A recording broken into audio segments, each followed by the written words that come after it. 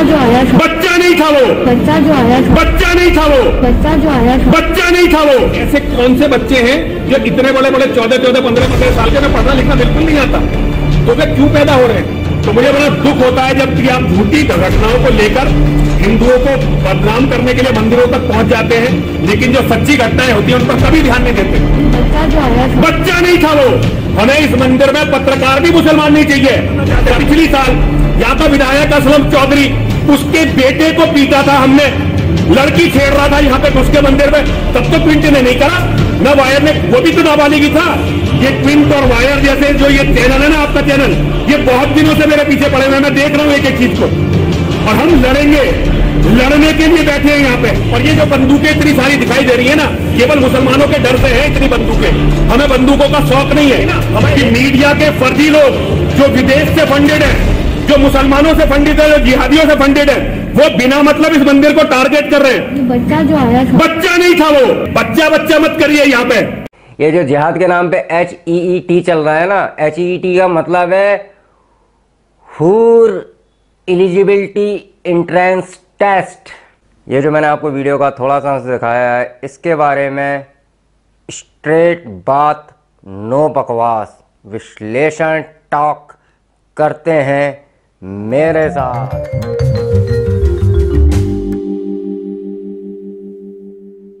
नमस्कार, जय श्री राम, जय महाकाल, वंदे मातरम, भारत माता की जय। मित्रों, मैं एडवोकेट समीर सार्वत लीगल सेल के इस वीडियो में आपका हार्दिक स्वागत एवं अभिनंदन करता हूं।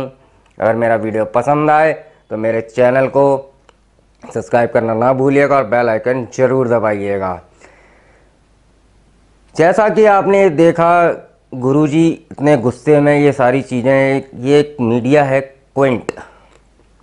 क्विंट के कुछ पत्रकार इंटरव्यू लेने आए थे, उनसे कुछ सवाल किए कि वो बच्चा है। आप लोगों ने भी एक मैटर चल रहा है जो सुना होगा कि पानी पीते हुए 14-15 साल के बच्चे को, जो कि कबाड़ बेच रहा था, और उसको मंदिर में घुसने पर कुछ लोगों ने पीटा मंदिर में पानी पीने की वजह से।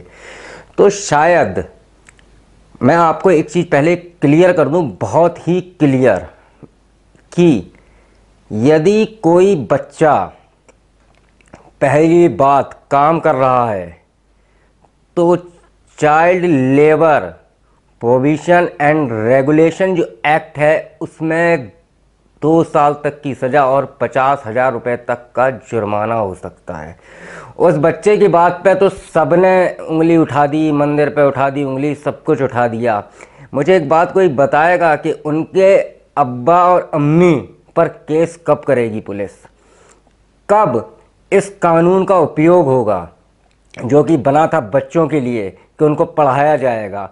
अब जैसे कि आप इस बात को सुनिए, जबकि मंदिर में बाहर लिखा हुआ है कि मुसलमान का प्रवेश वर्जित है। उसका कहना है कि उसको पढ़ाई लिखाई नहीं आती, तो क्यों नहीं आती उसे पढ़ाई लिखाई? ऐसे कौन से बच्चे हैं जो इतने बड़े बड़े 14-14, 15-15 साल के, उन्हें पढ़ना लिखना बिल्कुल नहीं आता, तो वे क्यों पैदा हो रहे हैं? ये बताओ ना। वो केवल चोरी, डकैती और लूट मार। इस मंदिर में 4 बार डकैती पड़ी मेरे महंत रहते रहते। आपने सुनी है बात कि ये कह रही हैं मैडम कि वो बच्चा पढ़ा लिखा नहीं है। अरे पढ़ा लिखा होगा तब ना, जब उसे पढ़ाएंगे लिखाएंगे। उसको तो कबाड़ की दुकान बना के भेज दिया कि जाओ बेटा करो काम, है ना, उसको बना के भेज दिया। अब इस पर ये इल्ज़ाम लगाया जा रहा है कि मंदिर में वो पानी पीने गए। अरे भाई, मंदिर के बारे में जान तो लो, जानो तो सही। बस वहाँ पे सोशल मीडिया पे बैठे कुछ लोग बकवास कर रहे हैं कि ऐसा नहीं होना चाहिए, इंसानियत की हत्या है, मानवता की हत्या है, फलाना की हत्या है, धमाका की हत्या है। इस बात को सुनिए आप थोड़ी सी गुरुजी की। तो ये जो बच्चे की बात आई है, तो ये बच्चे का कहना है कि वो पानी पीने, उसको लेकिन पानी पीने, देखिए पानी पीने वो बाहर अंदर क्यों आया, जबकि गेट पे नल है? आप देख लो, सड़क पार करते ही नल है, इधर नल है, इतनी दूर से जरा सा दूर चलता इधर नल है, और उधर चलता तो फिर उधर ये सामाजिक वो है जो ये जो पंचायत घर है, इसमें नल है। उसे मंदिर ही क्यों दिखाई दिया? आपने सुनी है बात गुरुजी की कि मंदिर के बाहर नल है, बाहर दुकानें हैं, बगल में पंचायत का ऑफिस है, बहुत सारी सरकारी कार्यालय हैं, बहुत सारी चीज़ें हैं थोड़ी दूर पे, तो उसको मंदिर ही क्यों मिला पानी पीने के लिए? जबकि वहाँ पे साफ साफ लिखा है कि मुसलमानों का प्रवेश वर्जित है। अब आपने मैडम की बात सुनी थी कि वो पढ़ेगा लिखेगा, पढ़ा लिखा नहीं है, उसे पढ़ना। अरे यार, इतना बड़ा बच्चा अगर पढ़ा लिखा नहीं है तो इसका मतलब इन खजूर वालों ने, इन पंचर छाप लोगों ने केवल एक ही चीज़ सोच ली है कि जैसे हिंदुओं ने तो एक नारा बहुत पहले चला था कि हम दो हमारे दो, उन्होंने अपना लिया कि उन्होंने लगा होगा भाई कोई कानून आ गया है, कश्मीर से लेके कन्याकुमारी तक, बंगाल से लेके असम, मिजोरम से लेके गुजरात और आपका ये राजस्थान, हर जगह यही लिखा होता था दीवारों पे, हर जगह विज्ञापन आ रहे हैं हम दो हमारे दो। और इन खजूर छाप लोगों ने, इन पंचर छाप लोगों ने क्या हम दो हमारे दो और बाकी के गिन लो। इसीलिए ये बच्चे पैदा करते हैं 12-12, 15-15 कि उनको कबाड़ी बना के और रैकी करवाएं। बिल्कुल सही बात कही उन्होंने। अगर मैं कानूनी बात करूं, मैं एडवोकेट हूं, मैं इस चीज़ को जानता हूं, बहुत अच्छे से जानता हूं। बिल्कुल सही बात कही है उन्होंने। क्यों? सुनिए उनकी बात पहले आप। ये तो ये सारी चीजें हैं। हम 24 घंटे जान के खतरे में रहते हैं। यहाँ पीएफआई हमारा कत्ल करना चाहती है, यहाँ ओवैसी की पार्टी के लोग हमारा कत्ल करना चाहते हैं। हमारी 20 एफआईआर हैं। हमारे यहाँ पंचायत करके मुसलमानों ने ये कहा था कि कुछ भी करके इसे मार दो, और जब मुझे नहीं मार पाए तो उन्होंने डॉक्टर बीएस तोमर को मारा। पूरी दुनिया के सामने, सीसीटीवी कैमरे के सामने आया, सामने मारा। मैंने क्विंट को कभी इस पर कोई डॉक्यूमेंट्री बनाते नहीं देखा। यहाँ बेटियों को छेड़ने के लिए नहीं आने दूंगा मैं किसी को, कोई चांस नहीं है इसका। ये बच्चा जो आया था, बच्चा नहीं था वो, बच्चा नहीं था वो। ऐसे ही लोगों ने यहाँ डॉक्टर बीएस तोमर को मारा है, नाबालिग लोगों ने। नाबालिग लोग हत्या करते हैं यहाँ पे, और ये इस्लाम के जिहादी उन्हें सिखा रहे हैं। ये बच्चा बच्चा मत करिए यहाँ पे। जैसा कि गुरुजी ने बताया कि डॉक्टर बीएस तोमर की हत्या हुई थी, नाबालिगों ने करी थी। बिल्कुल सही बात है। आजकल एक फिल्म आप बहुत चर्चा में है, मास्टर करके, उसमें इसी चीज़ को दिखाया गया है। क्योंकि नाबालिग के नाम पर ये लोग हत्याएं कराते हैं, चाकू छुरियां उनको देते हैं, उनको सिखाते हैं। ये जो जिहाद कर रहे हैं ना, ये जिहाद वाकई में एक जिहाद नाम का जो शब्द है, जिसकी उत्पत्ति मैंने खुद पढ़ी है, कुरान मैंने खुद पढ़ी है, हिंदी में मेरे पास पढ़ी हुई है। मैंने उसको पढ़ा, उसकी सूरह आयतें मैंने सब पढ़ी हैं। ये लोग समझना नहीं चाहते कि मतलब ये लोग क्या करना चाहते हैं। गुरुजी बिल्कुल सही कह रहे हैं भाई। नाबालिग बच्चे को सजा होती कहाँ है? निर्भया कांड देख लीजिए आप। निर्भया कांड नहीं पता आपको? उसमें वो एक नाबालिग था 17 साल कुछ महीने का, मतलब कुछ महीने से वो नाबालिग था, और उसने सबसे ज़्यादा बर्बरता करी थी निर्भया कांड में। और उसको क्या हुआ? छूट गया जेल से। उसको वो केजरीवाल जो है वहाँ का, दिल्ली का फर्जी मुख्यमंत्री, उसको 10,000 रुपए भी देता है, सिलाई मशीन भी देता है, इसी चीज़ के लिए।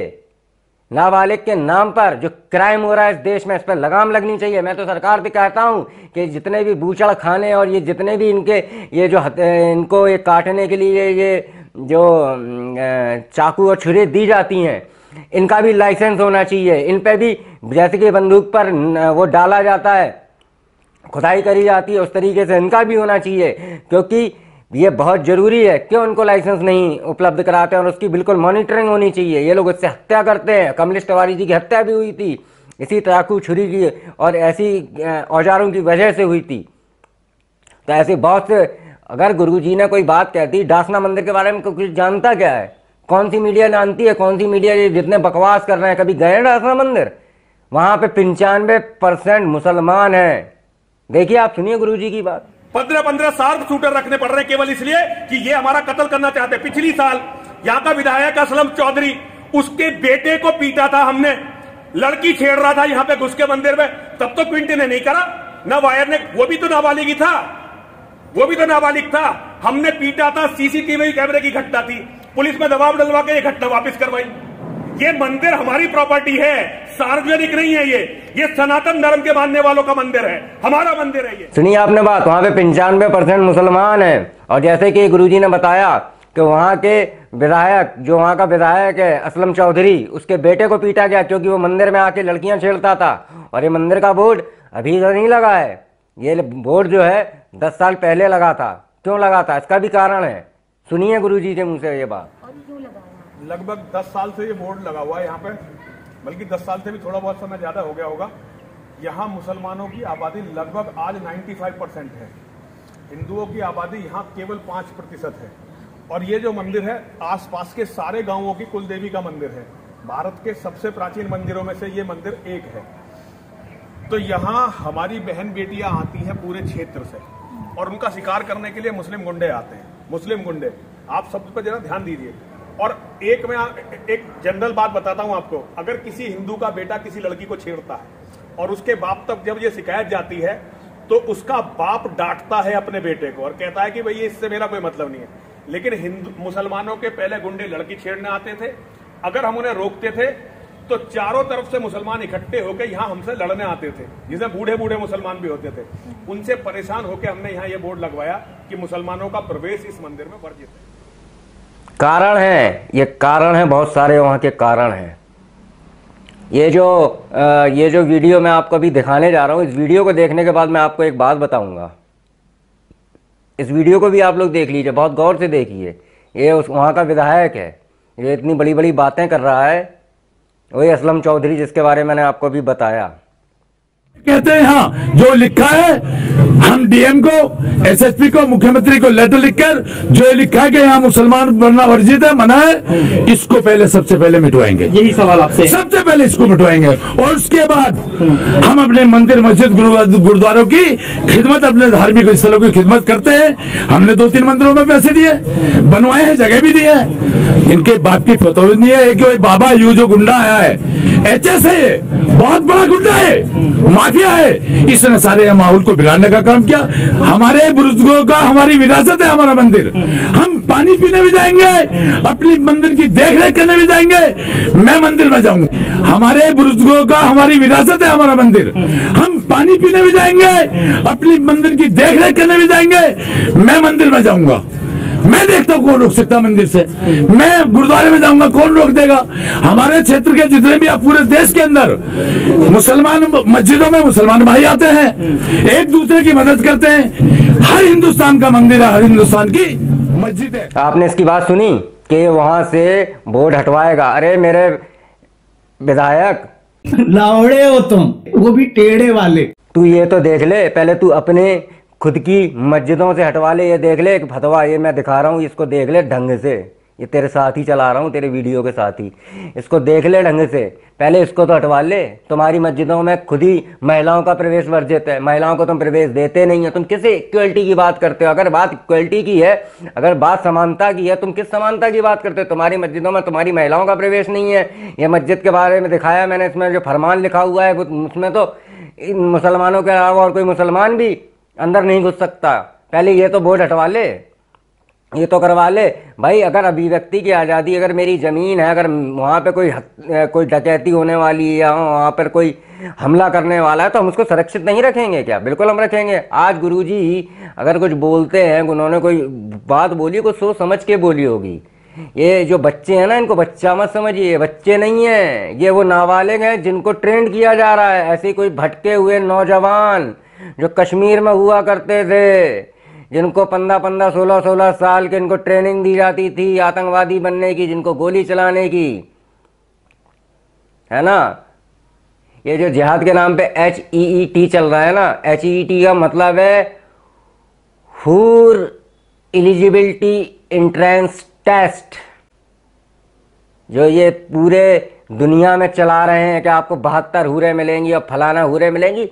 मैं इस बात को आपको बिल्कुल कानूनी रूप से बताना चाह रहा हूं कि अगर कानून की बात करते हैं तो भाई सभी को अपने धार्मिक स्थल की सुरक्षा करने का हक है, ये दिया गया है कानून में। तो आदमी अगर अपने धार्मिक स्थल की सुरक्षा कर रहा है, यदि वहां पर कोई उस आस्था को मानने वाला नहीं जा सकता तो नहीं जा सकता, क्या दिक्कत है उसमें?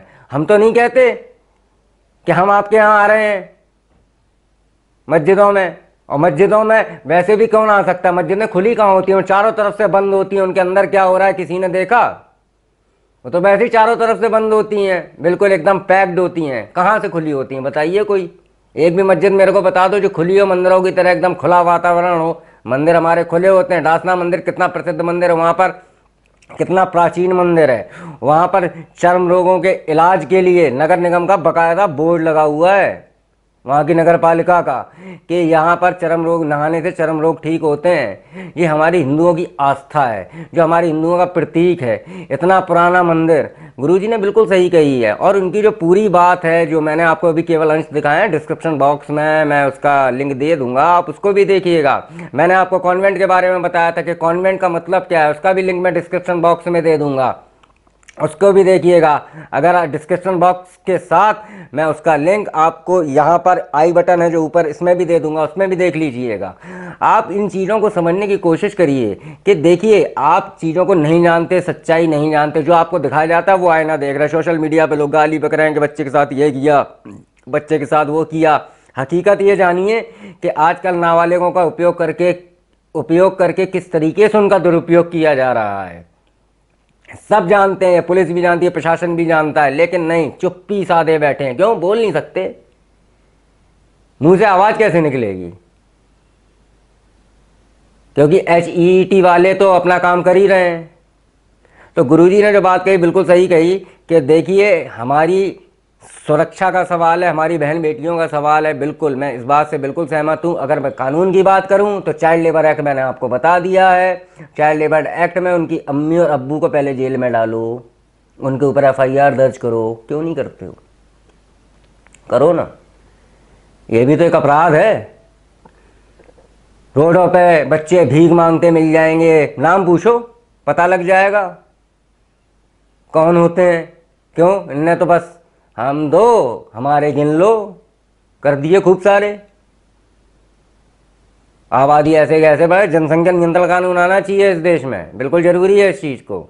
इसके लिए आवाज़ उठनी चाहिए और आवाज़ उठ रही है और तेज़ी से उठनी चाहिए।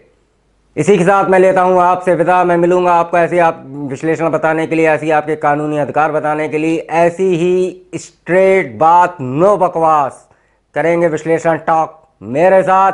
और इस चीज़ को समझिए, जो सच्चाई है उस चीज़ को समझना सीखिए। बाकी जो सेकुलरिज्म की परिभाषा है वो आपको हम बता दे रहे हैं। 1976 में लिखी गई, जब इंदिरा गांधी ने इमरजेंसी लगाई थी और आधे से ज़्यादा नेता जेल में थे, तो ज़बरदस्ती एक सेकुलर शब्द डाल दिया। तो सेकुलर शब्द का मतलब ये नहीं है कि हम करेंगे और आप कुछ नहीं करेंगे। कि आजकल समाज में हो क्या रहा है एग्जैक्टली, किस चीज़ का पर्सपेक्टिव क्या है, किस तरह नैरेटिव लिया जाता है, किस तरीके से ये मीडिया जो गलत तरीके से दिखाती है वो सच्चाई नहीं दिखाना चाहती।